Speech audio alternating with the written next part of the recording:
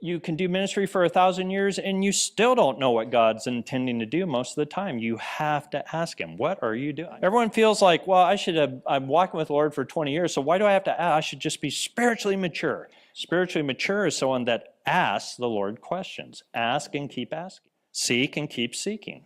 That's how breakthrough comes. That's how you stay in step with the Holy Spirit. You let him dance and you follow him in his footsteps.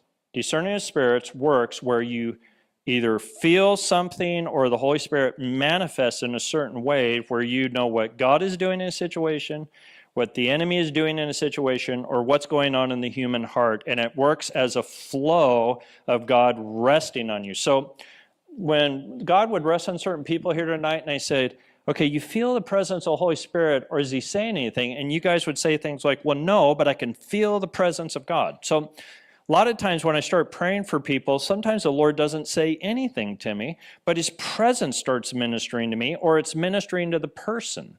Now, when that happens, discerning of spirits has happened. I'm now becoming aware that God is doing something. When God's presence comes, he's putting his hand out like this to you, and he's saying, do you want to dance? And that's why you have to grab it and go, okay. Taking his hand and asking him a question. Why are you manifesting that way? And you don't move to the next thing you're going to do until he tells you, I'm doing it this way, or go with me here. So this means it's something you have to practice, isn't it? Just like you have to practice language, or you have to practice some athletics and learn the technique, there's a way the Holy Spirit can train you in his ministry. And this, I can only tell you so much because he's going to personalize it to each one of you by how he's made you. Now this is important.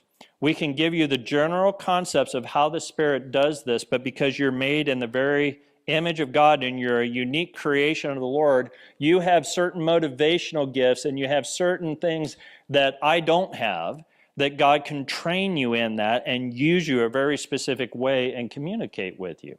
So you want to get to the level where teachers in the natural get you comfortable with the presence of the Lord, and then you want him to take over and begin to do the rest of the training with you.